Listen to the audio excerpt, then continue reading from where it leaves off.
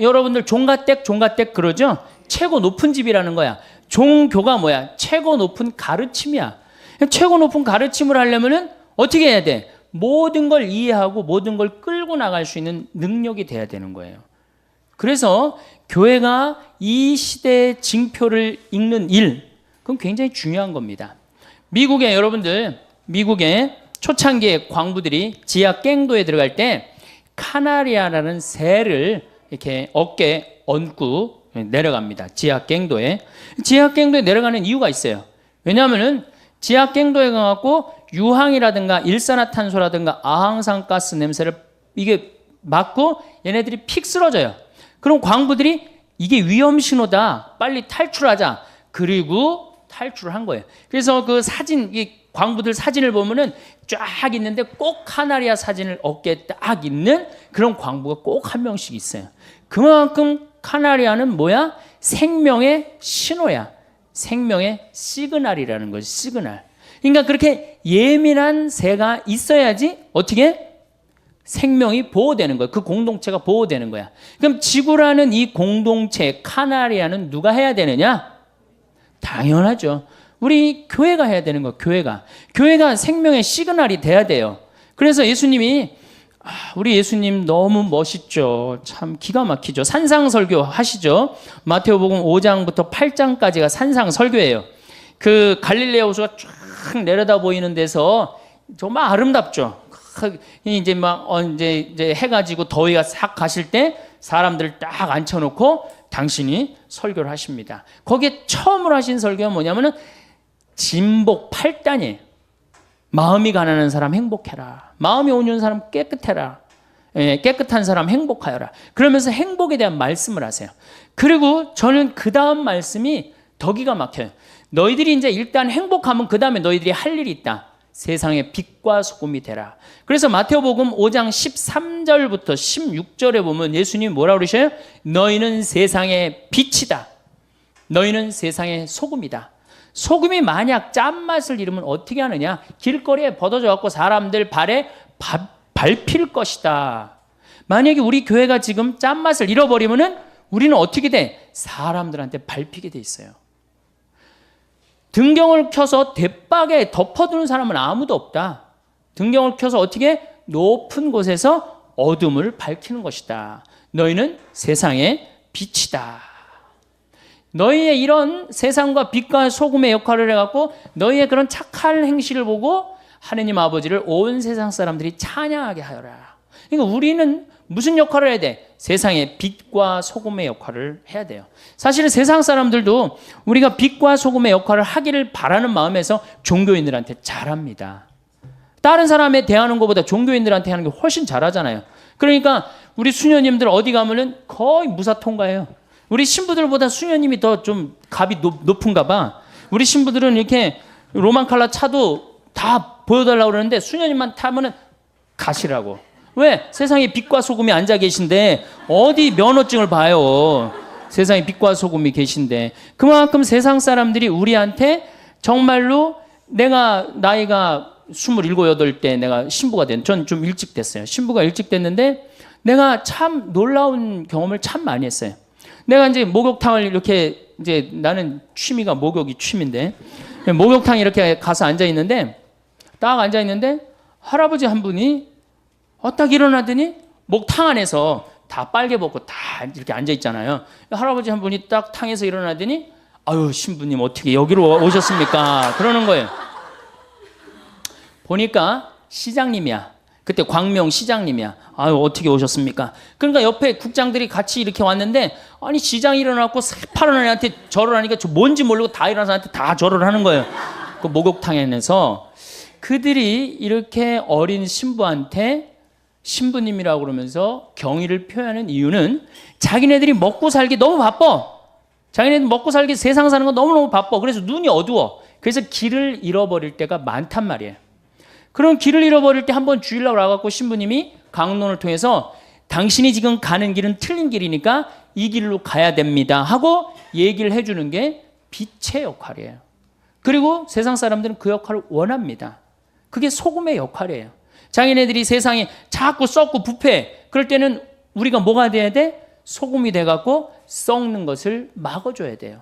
그게 우리 신부가 할 일이고 수도자가 할 일이고 우리 크리스찬들이 할 일입니다. 그런데 우리 교회는 그 역할을 역사를 보면 어느 순간인가 딱 안 해버립니다. 지금 지구는 고생대, 중생대, 신생대 이 세 시기를 거치는데 지금은 신생대의 맨 마지막 시기로 봅니다. 신생대의 맨 마지막에 탄생한 존재가 누구냐? 인간이에요, 인간. 그러니까 어떻게 보면 창조의 최고 정점이 인간이에요, 인간. 그 중에 진짜 정점이 뭐예요? 여러분들 맨 마지막으로 창조하면 창조할수록 그게 완성품에 가까워요. 아담이 먼저 창조됐어요? 이브가 먼저 창조됐어요? 아담이 먼저 창조됐죠. 그 다음에 창조된 게 누구야? 그러니까 남자보다 더 완벽한 게 누구야? 이브야. 그러니까 이 지구의 마지막 주인공은 누가 돼야 돼? 이젠 바야흐로 여자의 시대로 넘어가고 있는 거예요. 내가 이렇게 강의 이제 할 날이 얼마 남았을지 나도 잘 몰라. 언제 이제 밀려날지도 모릅니다. 지금 중고등학교 아이들, 내가 여기 지금 미국 가고 없는 우리 저 양 신부님, 옛날에 교도소 사목한 신부님, 이 중학교 복사 여자아이가 그런다는 거야. 난 커서 신부된다. 그러니까 걔네들 머릿속에는 남녀 구분이 없는 거야, 이제. 왜 남자만 신부가 돼야 되느냐? 난 커서, 중학교애가 난 커서 뭐가 되겠다? 신부가 되겠다. 굉장히 의미심장한 얘기 같아요. 우리 교회가 그거 잘 받아들여야 되지 않을까. 전 그런 생각을 합니다. 이제까지 인간은 인간에게만 관심이 있었어요. 인간에, 지구에도 관심이 없었고 우주에는 더 관심이 없었어요. 근데 이제는 지구에도 관심을 가져야 되고 우주에도 관심을 가져야 돼. 교회가 여러분들 우주에 관심을 가져야 돼요. 여러분들 코페르니쿠스의 전환이라는 얘기 아세요? 모르세요? 코페르니쿠스의 전환 몰라요? 유명한 얘기인데 갈릴레오 전에 지구가 둥글다고, 이 지구가 태양을 돈다고 주장한 사람이에요. 근데 이 사람이 천주교 신부였어요. 공부 조금만 한 사람이면은 그 신부까지는 몰라도 코페르니쿠스의 전환을 하라고 굉장히 많이 강의를 들어요. 근데 그 사람이 신부였어, 신부. 그러니까 그때까지 누가 주도를 했어? 신부가 주도를 했어요. 그때까지, 그 코페르니쿠스 때까지 누가 세상을 주도해 왔느냐? 신부가 천문학자이면서 수사학자면서 강론가면서 언어학자면서 역사학자면서 신부가 다 했어요. 그러니까 신부가 다 하니까 어떻게 세상을 끌고 나갔단 말이야. 그런데 그 코페르니쿠스의 전환이 있고 난 다음부터 이게 세상은 전환을 했는데 교회는 거꾸로 전환을 합니다. 다 포기하고 아무것도 관심을 안 가져요. 성서에만 관심을 갖기 시작해요. 그리고 이제 학문이 전부 다 나눠져 가요. 그러니까 우리는 거기에 관심을 가질 수도 없고 전문적인 조언도 해줄 수가 없는 거지. 빛의 역할을 포기한 거죠.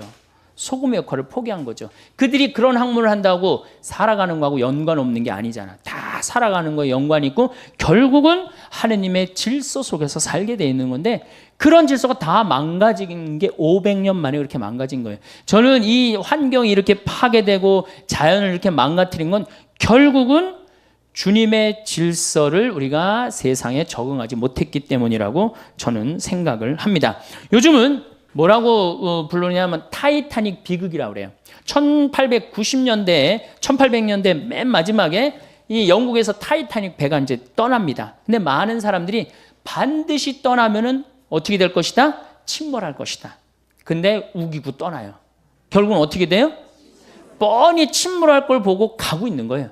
지금 많은 예언자들이, 그 예언자들은 기상학자기도 하고 그 다음에 천문학자기도 하고 뭐 많은 학자들이 어떻게 지금 이대로 가다가는 침몰한다고 그러는 거예요. 지금 2100년에는 지구 온도가 6도가 올라간다는 거 아니에요. 2100년에는 6도 올라가면 끝납니다. 끝나는 거예요. 100년이면 여러분들 우리한테는 긴 건지 모르지만은 45억 년의 지구 역사를 보면 찰나야, 찰나. 그러니까 지금 이거 이대로 가다가는 이제 침몰할 거다. 그리고 이제 침몰을 하게 되는 거예요. 그러니까 우리가 지금, 저는 이 시기가 우리 교회에 있어서 아주 중요한 시기라고 생각을 해요. 자, 이제 좀 지금부터 굉장히 재미나요. 나만 재미난지 모르지만은 재미납니다. 인류 역사, 그전 역사는 공룡의 역사 말고 인류 역사만 딱 보면요. 제일 먼저 신이 이 세상을 통치합니다. 뭐든지 신한테 물어봐요. 뭐든지. 그러니까 신의 뜻에 따라서 합니다. 여러분들 주몽, 고구려 세운 주몽 항상 뭐가 나와요? 무슨 사제들이 항상 나왔고 항상 물어보죠? 그렇죠? 그만큼 고구려 시대만 해도 누구 중심이야? 신 중심이에요. 태왕사신기, 전 많이 못 봤는데 태왕사신기도 전부 다 누구의 뜻을 실현하려고 그래? 신의 뜻을 실현하려고 그러는 거예요. 그러니까 처음에는 모든 우리나라뿐만 아니라 다른 모든 나라가 다 누구의 뜻에 의해서 인간이 움직였어요? 신에 의해서. 그러니까 인간은 신에 완전히 구속돼 갖고 신의 뜻에 따라 살았어요. 그러다가 아니지, 이 신이 뭐 우리한테 모두 이렇게 다 지배를 할 수 있나? 우리가 이 왕으로 한번 가보자. 그래갖고 신으로부터 해방하기 시작해요. 누가 이제 중심이 돼? 왕이 이제 중심이 되기 시작해요. 왕. 그래갖고 이제 파라오 같은 경우는 지가 신이라고 그래. 사람이면서도. 그래갖고 이집트 모든 사람들이 노예가 돼버리잖아요. 왕에 다 귀속이 돼요. 그러니까 그때는 뭐 자유인이든 노예든 거의 자유가 없었어. 다 왕 중심으로. 그냥 왕이 죽자 그러면 다 같이 죽어도 아무 상관없는. 그러니까 그때는 인간 대접 못 받았던 거죠. 왕이 중심이 되다가 그 다음에는 이제 누가 중심으로 되냐면 영주 중심으로 이제 분권화가 됩니다. 영주들이 딱 이제 권력을 쥐기 시작해요.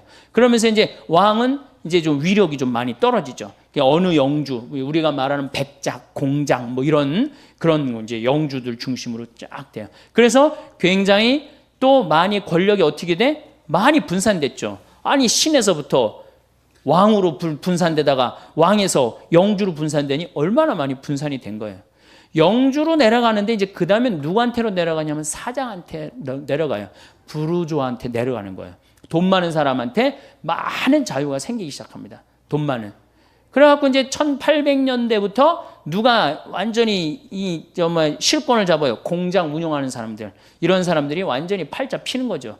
그 공장 운영하는 사람들 한둘이야? 엄청나게 또 많은 사람들이 자유를 누리기 시작을 해요.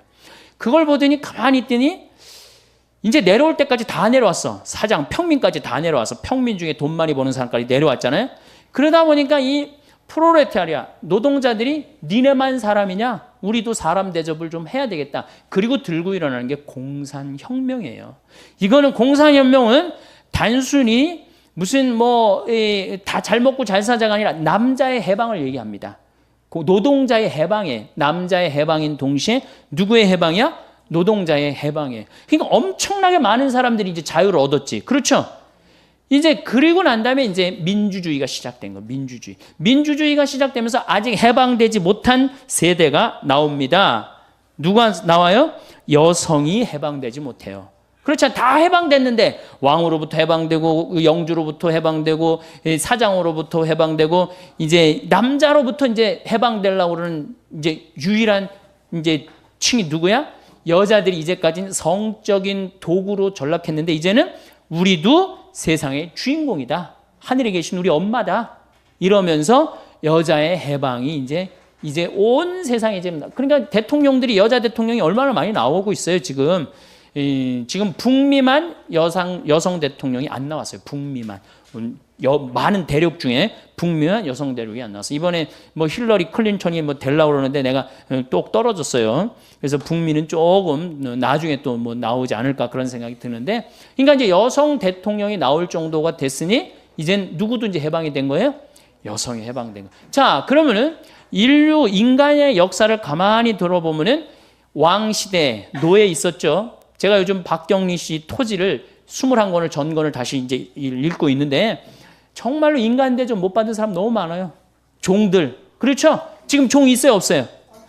지금도 물론 못 먹고 못 사는 사람들 있죠. 하지만 그런 큰 역사의 줄거리에 보면 지금 지금 여자들이 이 시간에 어딜 지금 나와갖고 강의를 듣고 있어. 시대가 완전히 많은 사람들한테 자유로워진 거예요. 점점 시대는 망가지는 게 아니고 역사로 보면 성숙돼가고 완성돼가는 거예요. 이게 오메가 포인트라는 거예요. 그리스도 오메가 포인트로 간다는 거예요. 테이야르드 샤르댕이라는 우리 환경을 이렇게 공부하는 신부들한테 최고로 유명한 사람은 테일하르드 샤르댕이라는 신부님이에요.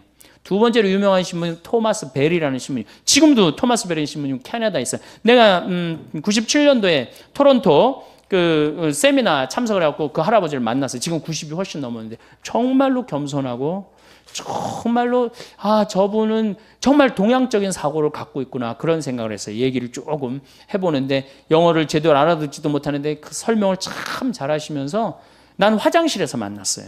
화장실에서 만나갖고 난 한국에서 온 신부인데 당신을 너무너무 존경한다. 왜냐하면 그분이 그때 지구를 움직이는 500인에 선정이 됐었거든요. 그래서 아주 만날 수 있는 영광이 있었죠. 어쨌든 그 역사로 본다면 지금은 어때? 모든 사람들이 자유를 선택할 수 있고 노예가 아닌 상태 지금 지구의 역사는 발전하고 굉장히 좋아진 시대예요. 사실은. 그런데 너무 좋아지다 보니 지금 어떤 결과가 나오냐. 인간이 이제 너무 내가 아까 너무 앞서 나가듯이 인간도 너무 앞서 나가는 거예요. 그래서 누구를 착취하느냐? 자연을 착취하고 있는 거예요, 지금. 그래서 이제 자연을 착취하게 되면은 우리들 인간까지는 해방이 됐는데 누가 해방이 못 된 거예요? 자연이 해방이 못 된 거예요. 그래서 이 자연의 해방을 위해서 결국은 누가 애를 써야 되냐? 우리 인간이 애를 써야 되고 그다음 맨 마지막에 온 누구? 여성이 앞장서야 된다는. 그래서 환경운동은 사실은 여성 환경운동가들이 굉장히 레이첼 카슨이라고 여러분들 저기 침묵의 봄 쓴 분 계시죠? 여성이죠. 그 다음에 제가 말한 테오콜 분도 여성이에요. 그러니까 여성 환경운동가들이 굉장히 남성보다는 여성이 훨씬 섬세하고 자연 친화적이라고 그래요. 그래서 우리 교회도 나는 여성을 많이 키워야 되지 않느냐 환경운동에. 그래서 여성들이 많이 나오길 바래요. 신부들이 막 나서는 것보다도 여성들이 나서는 게. 그리고 이제는 신부에 의존하는 시대는 끝났어요. 옛날에는 대학 졸업하고 그 대학원 졸업하는 거 군에서 누구 하나밖에 없어? 신부밖에 없어요. 근데 지금 제가 깜짝 놀라는 게 우리 생태마을에 우리 회원들 회원이 한 15,000명 되는데 찾아와요. 신부님 제가 회원에 가입했습니다. 다 박사야 다. 다 석사고. 그런데 관심 있는 사람들이 다 박사고 석사예요. 그러니 신부보다 훨씬 전문적인 지식을 갖고 있는 사람들 아니에요. 이제는 협조의 시대.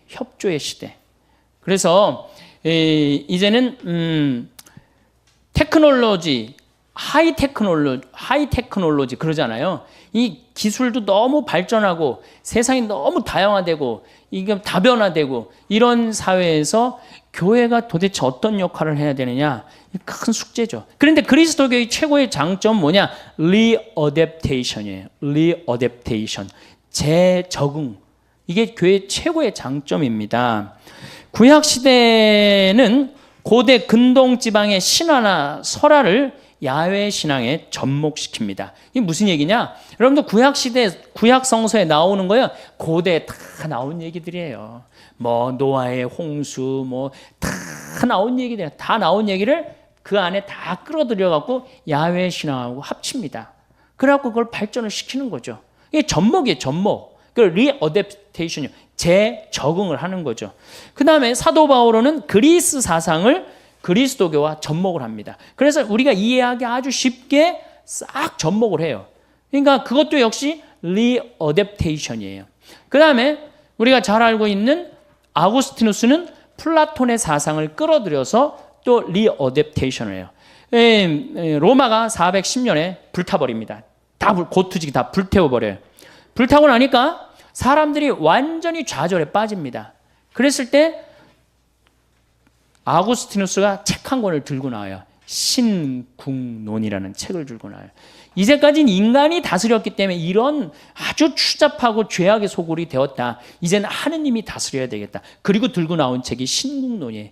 그 책으로 인해서 중세시대가 열립니다. 이게 대단한 거죠. 그래서 누가 통치를 해요? 다시 신이 통치하는 시대가 와요.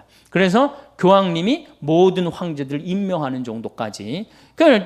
부정적인 면도 있었지만 그만큼 교회가 끌고 나갔다는 거에는 큰 의미가 있죠.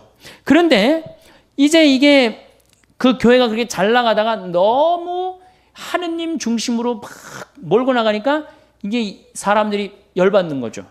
아니 우리 인간도 좀 인간답게 살아야지 뭐든지 죄 속에 살고 하느님 속에서 살면 되느냐. 그리고 이제 보카치오라든가 에라스무스 같은 사람들이 들고 나옵니다. 휴머니즘을.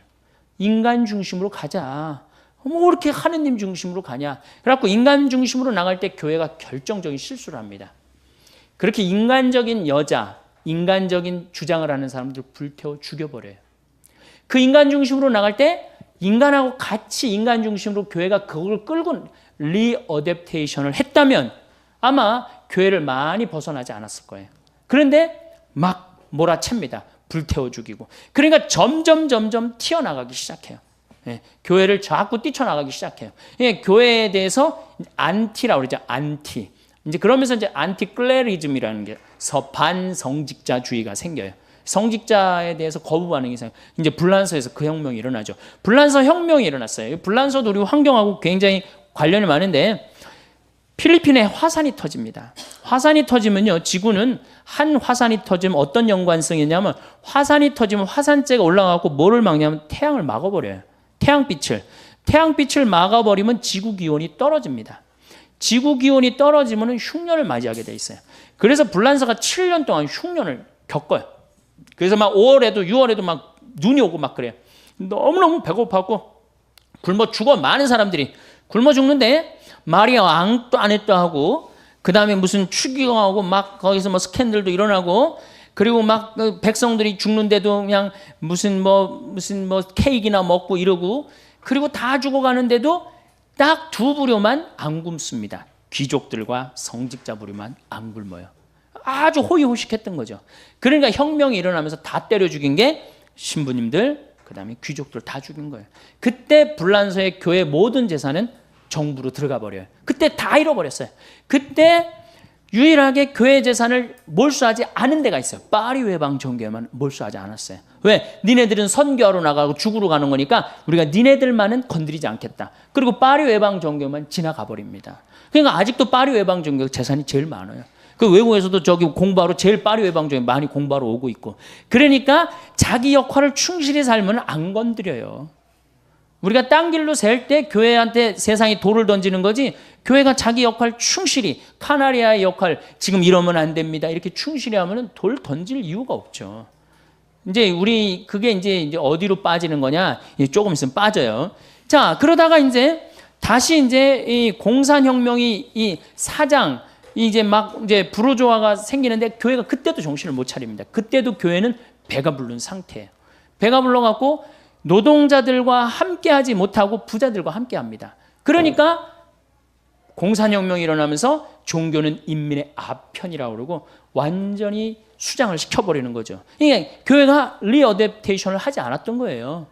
아니 이 휴머니즘을 부르짖으면 휴머니즘에 가서 문제를 해결하고 노동자들이 고통스러우면 노동자한테 가서 문제를 노동자들하고 해결해야지 그 위에서 문제를 해결하면 해결이 되는 거 아니에요. 지금은 뭐가 지금 문제예요? 환경이 문제란 말이야. 그러니까 지금 환경 안에 들어가서 우리가 문제를 해결해야 되는 거예요. 막연히 말로 해서는 될 일이 아니고. 그래서 이 리어댑테이션은 굉장히 중요합니다. 그 덕에 1세기 동안 우리가 세상의 반을 잃어버렸잖아요. 여러분도 공산주의 1850년에 혁명이 일어나면서부터 80년, 90년 그러면서 이 러시아 이 혁명이 일어나고 볼셰비키 혁명이 일어나고 그러면서 우리 다 뺏겼잖아요. 지구의 반을 뺏겼잖아요. 물론 다시 돌아왔지만 그 1세기 동안에 교회가 얼마나 큰 잘못을 저지른 거예요. 우리 주님의 2000년을 이어온 주님의 진리를 전파하지 못했다는 건 우리한테는 큰 타격이죠. 이제 그래갖고 이제 한국에 이제 천주교가 딱 등장을 해서 200년 전에 한국 천주교가 들어왔어요. 들어왔는데 처음에 어떻게 됐어? 처음에 안 죽으려고 여기저기 산속으로 다 들어갔죠. 예. 처음에는 다 학자집 자식이었단 말이야. 잘 배웠는데 이게 안 죽으려고 산속으로 들어가니 출세할 길이 있어요, 없어요? 출세할 길이 없는 거야. 그러니까 우리 신앙의 선조들은 아주 부귀영화를 다 포기하고 산속으로 다 들어가 살았어. 그러니 공부를 할 수 있나? 뭘 할 수 있나? 그러면서 우리가 일제시대까지 암흑을 맞아요. 천주교가. 암흑기를 맞이해요. 1950년대까지 천주교는 암흑기였어, 암흑기. 그리고 천주교 믿으면 다 죽는다고 그래갖고 천주교 교우들은 다 쉬쉬해갖고 지금도 자기 천주교 믿는 거 그 전통 이어받아갖고 쉬쉬하잖아. 네, 지금도. 성호도 어디 가면 안 긋고. 그게 이 슬픈 역사의 잔재야, 잔재, 여러분들. 예. 그런데 1950년세부터 방인사제가 나오기 시작해요. 방인사제가 우리나라 순수한 이 한국 신부들이 나오기 시작해. 그러면서 이제 1960년대, 70년대 들어서면서 유신헌법에 정의구현 사제단이 앞장서서 많은 사람들을 받아들이기 시작해요. 그러니까 세상에 빛의 역할을 한 거야, 안 한 거야? 한 거죠. 그러니까 세상은 또 누구한테 몰려들기 시작해? 천주교를 믿고 천주교에 의지하기 시작해요. 빛의 역할을 하면 어떻게 돼? 다 따라오게 돼 있어요. 빛의 역할을 안 하면은 안 따라오고. 근데 70년대, 80년대 이제 50이 들어서면서 뭐 지금 김승호 신부님 돌아가셨지만은 김승호 신부님 그 박종철 사건 뭐 그다음에 6.29 선언 이렇게 낼 때까지 우리 천주교가 혁혁한 공을 세웁니다. 그러면서 종교 신뢰도 1위가 뭐야? 천주교. 그다음에 제일 믿을 만한 직업인 1위가 신부. 추기경님 제일 존경스러운 사람 1위가 추기경님. 그거를 계속 고수를 합니다. 근데 어느 순간 다 떨어지기 시작해요. 바로 그게 교황님 오시고 난 다음에 90년대 들어서면서부터 그때부터 길을 잃어버려요. 천주교가. 왜 길을 잃어버렸냐? 갑자기 너무 교우들이 폭발적으로 늘어나 버려요. 폭발적으로 늘어나 버리니까 갑자기 이 늘어나는 이 교우들을 주체할 길이 없으니까 이때부터 천주교의 붐이 일기 시작해요. 무슨 붐이 일기 시작하냐면 성당 짓는 붐이 일기 시작해요. 분가하는. 이게 뭐 우리 수원교가 가장 그 전국 교우 중에 제일 많이 하죠. 왜냐하면 다 우리로 몰려오니까. 참 우리 수원교 오신 분들도 다 불쌍해요. 우리 주교님도 그렇고. 왜냐면 그 뭐 분당 하나 생긴다. 그럼 뭐 성당 10개 줘야 되니 그거 어떻게 앉을 수도 없고 칠 수도 없고. 그러면 또 동탄에 또 해갖고 동탄에 또 하면 또 거기다 또 해야 되고 뭐 광교 신도시 또 생기고 광교 신도시 해야 되고 판교해야 되면 판교해야 되고. 참 이렇게 그거를 감당을 하지 못하는 두 가지의 우리가 딜레마에 빠져 있는 거예요. 밀려오는 교우들을 수용은 해야 되겠고 시대는 급변하고 있고 이걸 어떻게 해야 돼? 어떻게 해야지 지혜롭게 이 문제를 우리가 해결하고 다시 정말로 세상의 빛과 소금의 역할을 해야 되느냐? 이게 이제 우리 큰 숙제인 겁니다. 빛과 소금의 역할을 어떻게 해야 되느냐? 저는 제일 천주교의 불만이 뭐냐면 띠두르고 선교하러 나가는 게 제일 불만이에요. 띠두르고 길거리에 나가고 이른 양 찾기, 새 양 찾기, 헌양 찾기 뭐 이런 양 찾기 운동 하잖아요. 물론 나름대로 의미가 있고 결코 헛된 일은 아니라고 생각해요. 그런데 문제는 이런 양을 찾고 새 양을 찾고 헌양을 다 찾아갖고 들어왔더니 맨날 성당 분가해야 된다. 그리고 이른 양, 새 양, 헌양이 막 길거리에서 찾을 땐 뭐가 있는 줄 알았더니 얼마나 쌀쌀 맞아. 천주교우들 쌀쌀 맞아 안 쌀쌀 맞아요? 쌀쌀 맞자. 개신교는 가면 막 아유 새로 오셨다고 그러고 막 그럼 올 땐 뭐 띠두르고 막 오시라고 그러고 가보니까 아무도 아는 체 있는 사람이 하나도 없어. 어느 정도로 우리 천주교 교우들이 쌀쌀 맞으냐면은 내가 안양 비산동 성당 보좌 신부할 때 형제 하나가 교리를 너무너무 열심히 받는 거예요. 그런데 하루는 술을 먹고 날 찾아왔어요. 신부님 세상에 이럴 수가 있느냐고. 왜 그러냐 그랬더니 마누라가 자기가 성당 나오는 게 소원이라고 10년 동안을 빌었대요. 그래서 이제 성당 그래도 마누라를 위해서 큰 선심 쓰고 성당에 나왔대요. 성당에 나왔는데 기도문을 가르쳐 주는 놈도 없고 언제 일어나는 건지 언제 앉는 거 가르쳐 주는 놈도 없고 그리고 이제 사도신경이라는 걸 이제 하려고 이제 했는데 그거 긴 걸 어떻게 외워? 그래서 이제 같이 마누라 기도문하고 하려고 그랬더니 마누라 이렇게 감추더래요. 좀 같이 보고 하자 그러니까 부인이 하는 얘기가 나도 처음에 그렇게 배웠으니까 당신도 그렇게 배우라는 거야.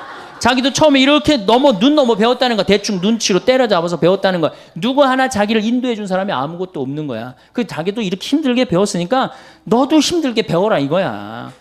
이렇게 힘들은데 들어와갖고 이른 양, 헌양, 새 양 찾으면 뭐하냔 말이야. 막상 들어와 보면 황량한데. 그러니까 교우들의 25%만 주일미사를 참여를 하고 75%가 성당에 안 오는 거예요. 내적 쇄신이 더 중요한 겁니다. 내적으로 빨리 쇄신을 하고 정말 우리 교회의 체질을 제가 그래서 항상 하는 얘기가 섬겨라. 이 섬김의 문화가 무너졌기 때문에 교회의 본래 모습이 없어진 거예요. 예수님이 나는 어제 복음에도 그랬잖아. 난 섬김을 받으러 온 것이나 제자들이 길거리에서 막 싸우고 뭐 네가 높은 자리에 올라갈 거냐 내가 높은 자리에 올라갈 거냐 그러니까 예수님 얼마나 속 터지겠어요. 그래도 그때 얘기 안 하고 다시 이제 다 싸우고 난 다음에 불러갖고 높은 자리는 하느님이 결정하는 거란다. 사실 나도 높은 자리에 올라온 게 아니고 섬기러 온 거다. 어느 정도까지 하려고 왔느냐 난 죽어서까지 섬기려고 온 거다. 그렇게 애절하게 말합니다. 그러니까 본질은 교회의 본질은 뭐예요? 섬기는 거예요. 섬기는 걸 하지 않으면은 아무리 이른 양, 새 양, 헌 양 찾아와 보십시오. 소용없는 거예요. 그래서 그러면은 자 이제 답이 이제 거의 나왔어요. 21세기를 살아가는 우리들이 이제 해야 될 일은 뭐냐? 여성이 주인공이 돼야 돼요. 근데 이 여성이 정신을 못 차리고 있어요.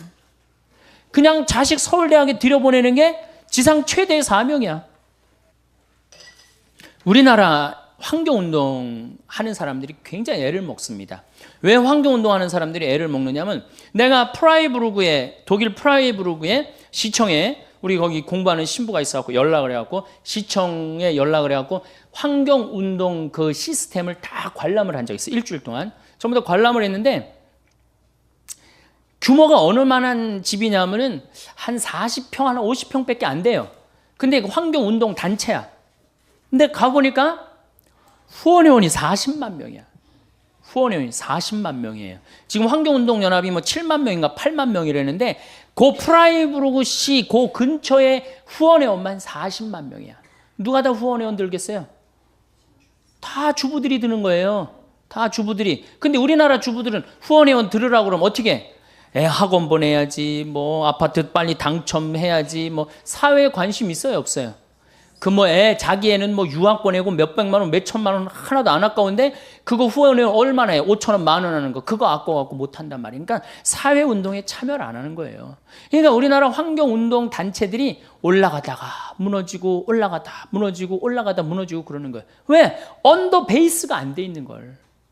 그러니까 또 내가 캐나다에 또 그 환경 세미나 한번 참석을 해봤는데 주부들이 아침에 애들 학교 보내고 모여갖고 회의를 하는데 동네 아줌마들이 회의를 어떻게 해요?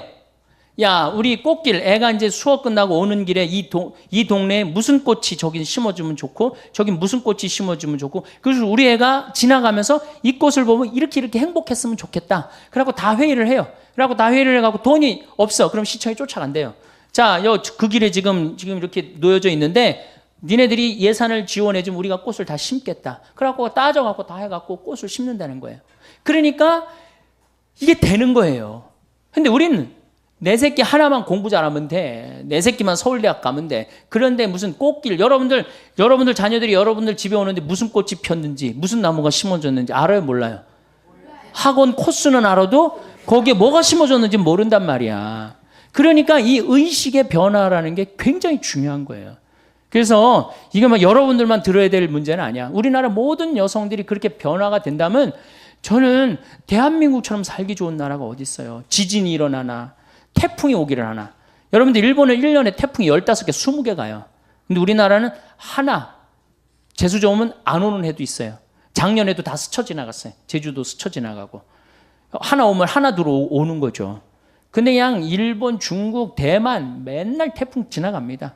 그 태풍이 오나 지진이 있나 얼마나 살기 좋아요. 국민들 똑똑하고 물건 잘 만들고 수출 잘하고. 그런데 여성들이 이런 내가 이 사회의 변화의 주체 세력이다. 주부들이 내 변화의 주체 세력이다. 이런 생각을 하고 이걸 끌고 나가야 되는데 여성들이 그런 생각을 못하는 거예요. 아직도 남성 위주의 사고방식을 갖고 있는 거예요. 아직도. 그러니까 이걸 빨리 탈피하십시오. 그래서 우리 신부들도 좀 놔주고 좀 여자도 좀 신부가 좀 돼갖고 좀 이렇게 뭐 이렇게 좀 잘 해봐요. 좀 어떻게.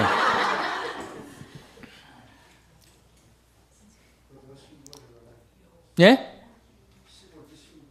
아, 시집 올 때 신부, 그런 신부 말고. 예, 네, 예. 자, 환경 문제 조금 더 얘기를 하도록 하겠습니다. 자, 그러면은 하느님이 우리 인간한테 공짜로 하느님이 우리 인간한테 공짜로 준 게 뭐가 있죠? 제일 늘 하는 얘기지만 햇빛, 공기, 물, 땅 공짜로 주시죠?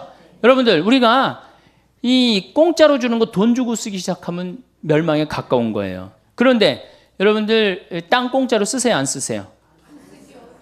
돈 내죠? 거기 중앙은 안양 중앙은 한 평에 얼마나요? 예? 500만 원, 1000만 원. 그 시장은 한 1000만 원 넘을걸? 서울은 뭐 전체가 1000만 원 넘었다며요. 우리 평창은 공짜로 쓰라고 그러는 걸 돈 주고 쓰기 시작하면 스트레스 받기 시작하는 거야. 우리 평창은 한 평에 5만 원이에요. 그러니까 평창보다 중앙이 200배 멸망에 가까운 동네예요.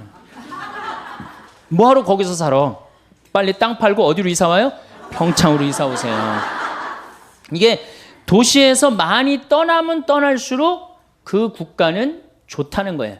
그래서 독일, 유럽에서 하는 운동이 어메너티 운동이에요. 어메너티 운동. 시골에 가서 살기 운동이에요.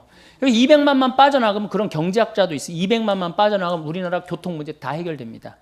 그 다음에 무슨 학교 문제 다 해결돼요. 서울, 경기도에서 200만만 빠져나가 봐요. 교통이 막히겠어? 뭐가 막히겠어요? 그럼 시골은 시골대로 균형 발전되고. 여러분들 제가 이 평창 영월 정선 다니면서 폐허 많습니다. 폐허가 왜 그렇게 서울로만 몰려가려고 그러는지 이해가 안 돼요. 근데 문제는 우리 흙을 밟아요, 안 밟아요? 흙을 안 밟아요. 딱딱한 아스팔트, 콘크리트 밟는 거예요. 그 정신 감정해 보면은 반 이상이 제정신이 아니라는 거예요. 여기 앉아 있는 분들 반 이상이 제정신 아니에요. 정신 감정해 보면은 멘탈 테스트 해보면 50%가 제정신이 아니래. 혹시 난 그래도 제정신이다. 그런 분들 혹시 있어요? 그런 분이 완전히 도루신 분이에요. 왜 완전히 돌았어? 여러분들 100년 전 조선시대 사람을 데려다가 YTN 사회뉴스 1시간만 보게 해보세요. 그럼 돌 것 같아, 안 돌 것 같아요? 돕니다. 근데 여러분들 왜 안 돌았어? 지금 왜 안 돌아? 그런 거 보고. 벌써 돌아 있는데 뭘 또 돌아? 벌써 돌아 있는데. 그래서 어디로 돌아가야 돼? 자연으로 돌아가야 되는 거예요. 그래서 자연으로 돌아가야 돼. 그래서 제가 생태마을을 꾸미는 이유도 그런 이유 중에 하나예요. 많은 사람들이 와서 우리가 이 가족 피정을 많이 옵니다. 그런데 가족 피정을 오면 너무너무 행복해. 너무너무 행복해요. 그 아이들하고 제가 깜짝 놀란 경험이 있어요. 어떤 경험이 있느냐면은 별똥별을 한 번도 본 적이 없는 거예요. 안양에 200명이 왔는데 18년 동안 이 지구에서 살면서 별똥별을 한 번도 본 적이 없는 거예요. 근데 이제 별자리 관측하는 시간인데 별똥별을 보는데 애들이 미치려고 그러는 거예요. 또 얼마나 아름다워요. 이게 뭐 엄청난 우주 공간에서 그 별똥별이 탁 선을 그리고 떨어지는 모습이 얼마나 아름다워요. 저는 너무 행운아 중에 하나인데 이렇게 이제 여름에 이렇게 문 열어놓고 이렇게 자요. 별똥별 타는 소리까지 들려요. 네. 그 정도로 아주 실감 느낀다니까, 실감을. 얼마나 행복한지 몰라요. 그러니까 자연으로 돌아가서 살아야 된다는 거예요. 그런 시간을 여러분들 많이 가지시는 게 좋고, 제일 좋은 건 뭐야? 보따리 싸들고 가는 거예요. 그렇지, 평창으로 이사 오는 거예요. 물론 거기는 연습이 필요하지만은. 자, 그 다음에 물을 돈 주고 사서 쓴다. 이거 심각한 겁니다. 우리 물 돈 주고 사서 써요, 안 써요? 하느님이 공짜로 내려주시는 빈님을 돈을 주고 팔아먹고 돈을 주고 사먹는단 말이야. 이거 여러분들 위기라는 생각이 안 들어요? 굉장한 위기예요. 이제는 수돗물도 이제 아리수 그것도 넣어서 이제 판대잖아요. 아리수도. 근데 사실은 실질적으로 제일 깨끗한 물이 뭐예요? 수돗물, 정수기물, 약수물에 제일 깨끗한 건 수돗물이에요. 왜냐하면은 수돗물에는 0.05 ppm의 Cl, 염소가 들어가 있어요. 그렇기 때문에 이 대장균 이런 거 없어요. 물론 가끔 뭐 수돗물에 막 대장균도 들어가고 그다음에 바이러스도 있다고 그러는데 그런 거 극히 드문 예고, 제일 위험한 건 지하수예요. 지하수 우리가 소독하거나 이러지 않으면 이질 걸리는 이유가 다 지하수 때문에 그러는 거거든요. 근데 깨끗한 수돗물은 안 먹고 어떻게 약수물이라고 막 그런 거 해갖고 이질 걸리고 그런 거 그냥 벌컥벌컥 먹는단 말이야. 너무너무 안타까운 거야. 여러분들 대장균이 여러분들 화장실에 가갖고 큰일 한번 보면 대장균이 몇 마리가 나오냐면 4조 6천만 마리가 나와요. 화장실에 가서 큰일 보고 손 안 씻고 나오면은 사람이 나오는 게 아니라 누가 나오는 거? 대장균이 나오는 거, 대장균이. 그러니까 꼭 손을 씻어야 돼요. 근데 대장균이 수돗물이 제일 안 나옵니다. 실질적으로. 그 다음에 정수기 필터링 제도 안 하고 필터 교환해 주지 않으면요, 대장균 증식 금방 해버려요. 제일 깨끗한 건 수돗물이야. 근데 우리는 안 믿어. 국민의 1%인가 2%만 수돗물 먹고 나머지는 다 딴물 먹는다는 거예요. 왜? 딴물 다 먹어요. 제정신이 아니니까 제일 깨끗한 물을 안 먹는 거예요. 자, 땅 돈 주고 써, 물 돈 주고 써. 그다음에 공기 돈 주고 마신다. 이러면 이제 끝나는 거죠. 그런데 이미 설악산 공기, 제주도 공기 다 뭐 다 팝니다. 저녁에 애들이 정신 맑아지는 공기하고 1,000원짜리 사갖고 마셔요, 안 마셔요? 마시죠? 파는 거 아시죠?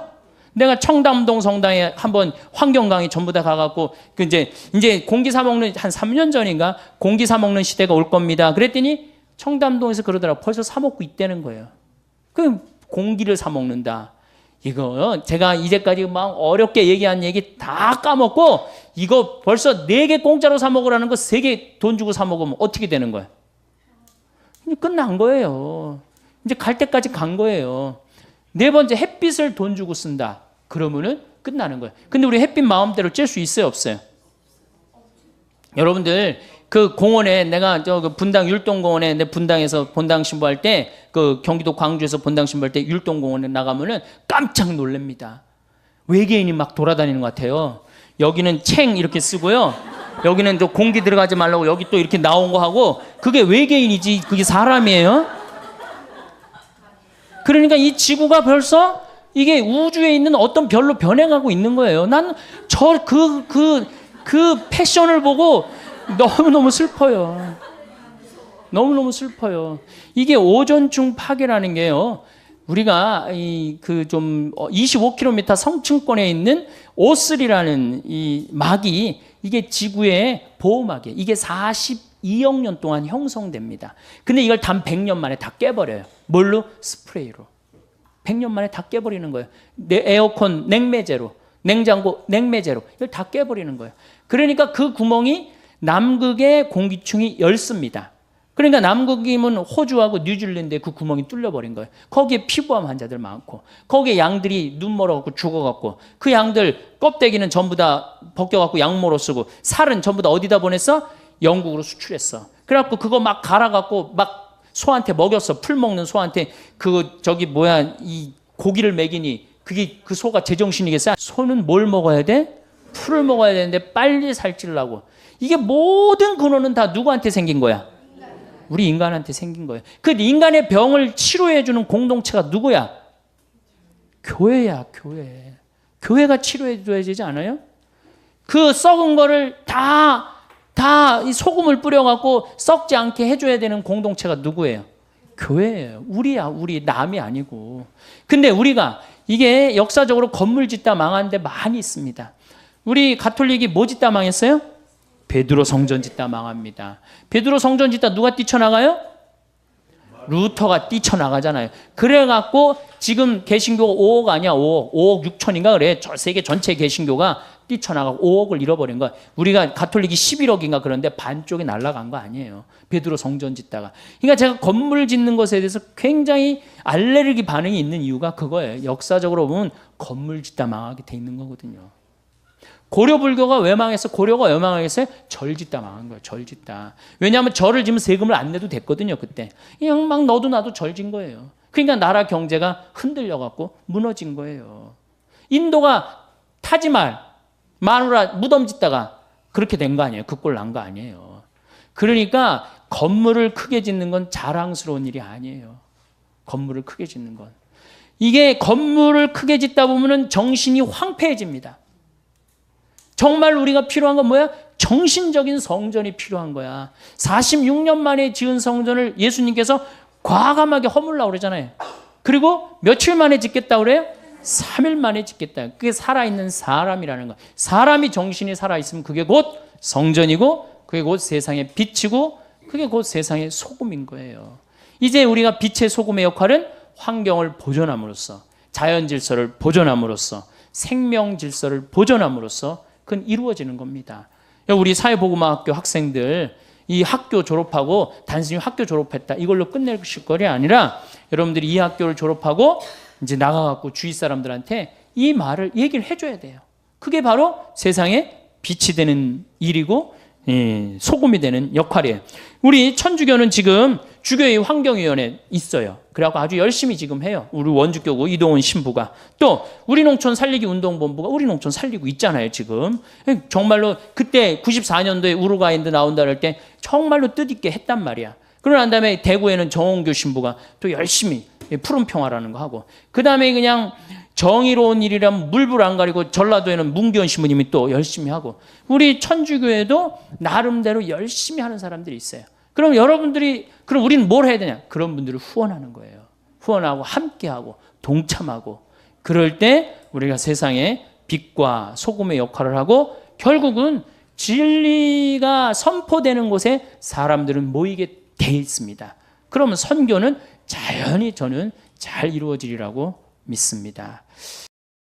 언제부터 우리는 물을 사 마시는 것을 당연하게 여기게 되었을까요? 불과 몇십 년 전만 해도 누구나 마을의 우물가에서 시원한 물을 마시고 계곡물에 발을 담그며 더위를 식혔습니다.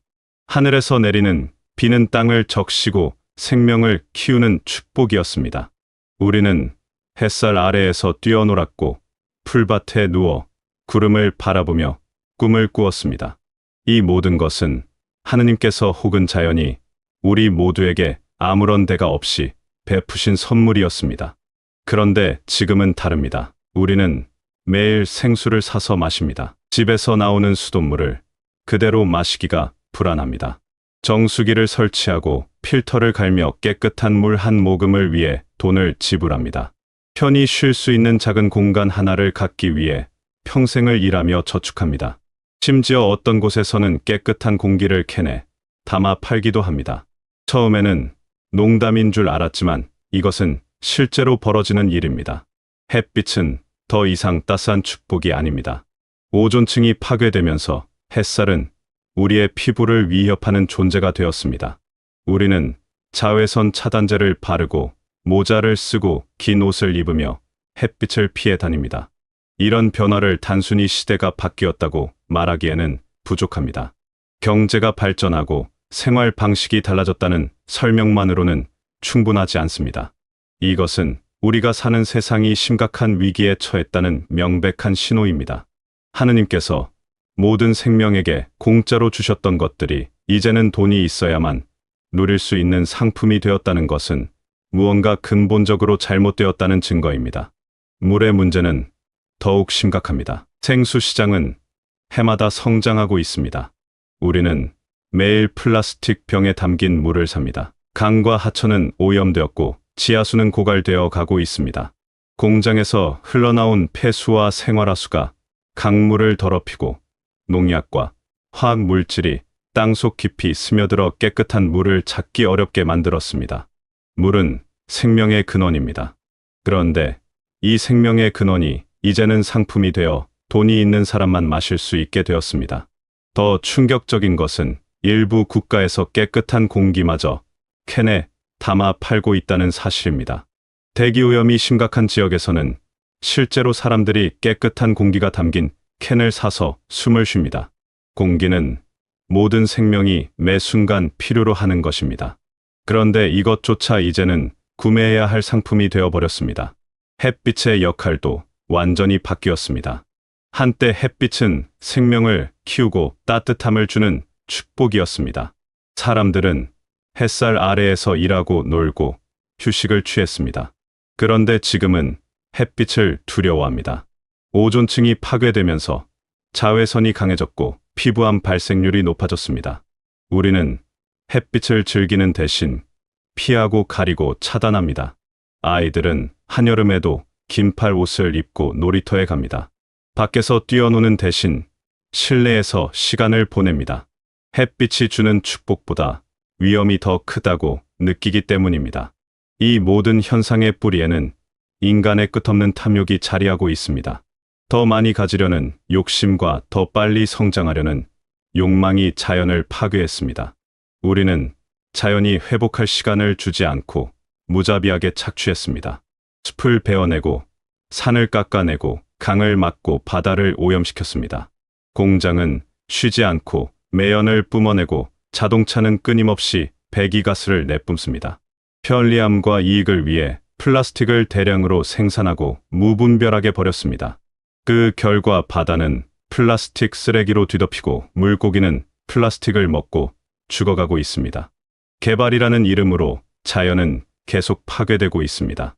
더 높은 건물을 짓고 더 넓은 도로를 만들고 더 큰 공장을 세웁니다. 그 과정에서 나무는 베어지고 동물들은 살 곳을 잃고 생태계는 무너집니다. 우리는 경제 성장이라는 목표 아래 자연을 희생시키는 것을 당연하게 여겼습니다. 그러나 이제 그 대가를 치르고 있습니다. 기후 변화로 인한 이상 기후와 자연재해가 빈번해지고 있습니다. 폭염과 한파와 강수가 반복됩니다. 생물종의 멸종 속도는 역사상 유례없이 빠릅니다. 이런 위기 속에서 신앙을 가진 사람들이 해야 할 역할은 분명합니다. 교회는 늘 세상의 빛과 소금이 되라고 가르쳐 왔습니다.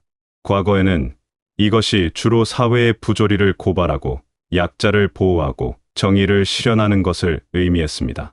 교회는 가난한 사람들을 돕고 억압받는 사람들의 목소리가 되어 주었습니다. 어두운 곳에 빛을 비추고 썩어가는 곳에 소금이 되어 부패를 막았습니다. 그런데 지금 이 시대의 빛과 소금의 역할은 새롭게 정의되어야 합니다. 오늘날 가장 억압받고 신음하는 존재는 바로 자연입니다. 자연은 말을 하지 못합니다. 고통을 호소하지 못합니다. 그저 묵묵히 파괴당하고 착취당하며 신음할 뿐입니다. 그러므로 이 시대에 세상의 빛과 소금이 되는 것은 파괴되어 가는 자연을 보호하고 인류의 탐욕을 경고하는 것입니다. 환경을 지키는 것은 단순히 세속적인 활동이 아닙니다. 이것은 하느님의 창조 질서를 지키는 거룩한 행위입니다. 많은 사람들이 환경 문제를 알고 있습니다. 걱정도 합니다. 그러나 너무 크고 복잡한 문제라고 느껴서 무엇을 해야 할지 모릅니다. 혹은 개인이 할 수 있는 일은 별로 없다고 생각합니다. 하지만 그렇지 않습니다. 작은 실천들이 모이면 큰 변화를 만들 수 있습니다. 우리 각자가 할 수 있는 일들이 있습니다. 일회용품 사용을 줄이는 것부터 시작할 수 있습니다. 플라스틱 컵 대신 개인 컵을 사용하고 비닐봉지 대신 장바구니를 사용하는 것입니다. 음식물 쓰레기를 줄이고 분리수거를 철저히 하는 것입니다. 전기와 물을 아끼는 것입니다. 필요하지 않은 불을 끄고 물을 틀어놓지 않는 것입니다. 가까운 거리는 걸어가거나 대중교통을 이용하는 것입니다. 또한 작은 텃밭을 가꾸거나 화분에 식물을 키우는 것도 의미가 있습니다. 생명을 돌보는 경험을 통해 자연과 더 가까워질 수 있습니다. 동네의 공원이나 하천을 깨끗하게 유지하는 일에 참여할 수도 있습니다. 환경을 생각하는 제품을 선택하고 환경을 파괴하는 기업의 제품은 사지 않는 소비자 운동도 중요합니다. 이런 작은 실천들이 사소해 보일 수 있습니다. 그러나 이것들이 모이면 큰 힘이 됩니다. 더 중요한 것은 이런 실천을 통해 우리의 마음이 변한다는 것입니다. 자연을 대하는 태도가 달라집니다. 소비하고 버리는 삶에서 아끼고 돌보는 삶으로 변화합니다. 탐욕에서 절제로 이기심에서 배려로 나아갑니다. 결국 이 시대가 우리에게 요구하는 것은 섬김의 정신을 인간을 넘어 자연으로 확장하는 것입니다. 우리는 다른 사람을 섬기라고 배웠습니다. 특히 약하고 소외된 사람들을 돌보라고 배웠습니다. 이제는 그 섬김의 대상을 넓혀야 합니다. 인간의 탐욕으로 착취당하고 신음하는 자연을 섬겨야 합니다. 자연을 섬긴다는 것은 자연을 존중하고 보호하는 것입니다. 자연의 리듬을 따르고 자연의 한계를 인정하는 것입니다. 자연과 조화롭게 살아가려고 노력하는 것입니다. 이것은 자연을 정복의 대상이나 이용의 수단으로 보던 태도에서 벗어나 자연을 동반자로 생명 공동체의 일원으로 바라보는 것입니다. 이런 변화는 쉽지 않습니다. 편리함을 포기하는 것도 쉽지 않습니다. 그러나 우리에게는 선택의 여지가 없습니다. 이대로 가면 우리 자신과 다음 세대가 살아갈 터전이 사라집니다. 물과 공기와 땅과 햇빛이 모두 파괴되고 오염되어 생명이 살 수 없는 곳이 됩니다. 그러므로 지금 우리가 자연을 돌보고 지키는 것은 우리 자신을 위한 일이기도 합니다. 우리가 숨 쉬는 공기와 마시는 물과 먹는 음식이 모두 자연에서 옵니다. 자연이 건강해야 우리도 건강할 수 있습니다. 자연이 파괴되면 우리도 함께 무너집니다. 우리는 자연과 분리된 존재가 아닙니다. 우리는 자연의 일부입니다.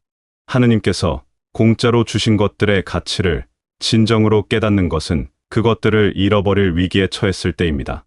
우리는 지금 그 순간에 서 있습니다. 물과 공기와 땅과 햇빛을 당연하게 여기던 시대는 지나갔습니다. 이제는 이것들이 얼마나 귀하고 소중한지를 알게 되었습니다. 그리고 이것들을 지키기 위해 무엇을 해야 하는지도 알게 되었습니다. 세상의 빛과 소금이 된다는 것은 이 시대에 세상이 가장 필요로 하는 역할을 하는 것입니다. 지금 세상이 가장 필요로 하는 것은 자연을 보호하고 생명을 살리는 일입니다. 탐욕을 멈추고 절제를 실천하는 일입니다. 소비를 줄이고 나눔을 늘리는 일입니다. 개발을 늦추고 회복을 시작하는 일입니다. 우리가 이런 역할을 할 때 우리는 세상의 부패를 막는 소금이 됩니다. 탐욕과 이기심과 무책임이 세상을 썩게 만들 때 우리는 절제와 배려와 책임감으로 그 부패를 막습니다.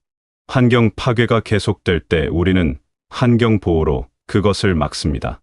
생명이 죽어갈 때 우리는 생명을 살리는 일로 그것을 막습니다. 동시에 우리는 세상에 희망을 비추는 빛이 됩니다. 절망과 무기력이 사람들을 덮을 때 우리는 변화가 가능하다는 희망을 보여줍니다. 작은 실천이 모여 큰 변화를 만들 수 있다는 것을 증명합니다. 우리가 함께 노력하면 자연을 회복시킬 수 있다는 것을 보여줍니다. 다음 세대도 깨끗한 물을 마시고 맑은 공기를 마시며 따스한 햇살 아래에서 뛰어놀 수 있다는 희망을 만듭니다. 이것이 바로 지금 이 시대에 우리가 할 수 있는 가장 의미 있는 일입니다. 믿음을 삶으로 드러내는 가장 구체적인 방법입니다. 창조주의 뜻을 실천하는 길입니다. 그리고 이 길은 어렵지 않습니다. 거창한 일을 해야 하는 것이 아닙니다. 일상에서 작은 실천을 시작하면 됩니다. 그리고 무엇보다 중요한 것은 마음입니다. 자연을 바라보는 마음이 달라지면 행동도 자연스럽게 달라집니다. 자연을 이용해 대상으로만 보던 마음에서 자연을 소중한 생명으로 바라보는 마음으로 변화하면 자연을 대하는 태도가 완전히 달라집니다. 하느님께서 주신 선물에 감사하는 마음을 가지면 그것을 함부로 대하지 않게 됩니다. 이것은 단지 환경을 위한 일이 아닙니다. 이것은 우리 자신과 우리가 사랑하는 사람들을 위한 일입니다. 다음 세대를 위한 일입니다. 모든 생명을 위한 일입니다. 그리고 창조주의 뜻을 실천하는 거룩한 일입니다. 여러분은 이미 많은 지혜를 가지고 계십니다. 삶의 경험을 통해 진정으로 소중한 것이 무엇인지 아십니다. 물질적인 풍요보다 더 중요한 가치들이 있다는 것을 아십니다. 그 지혜를 이제 자연을 돌보는 일에 사용해 주십시오. 여러분의 작은 실천이 다른 사람들에게 좋은 본보기가 될 것입니다. 공짜로 주어진 것들의 가치를 깨닫고 그것을 지키는 일에 동참해 주십시오. 그것이 바로 오늘날 세상의 빛과 소금이 되는 길입니다. 여러분의 작은 노력 하나하나가 이 세상을 조금씩 더 나은 곳으로 만들어 갈 것입니다. 여러분이 자연을 섬기며 살아가실 때 여러분의 삶은 더욱 의미 있고 아름다워질 것입니다. 그리고 여러분이 보호한 자연이 여러분과 모든 생명에게 다시 축복으로 돌아올 것입니다. 여러분 모두가 이 시대의 참된 빛과 소금이 되시길 바라겠습니다.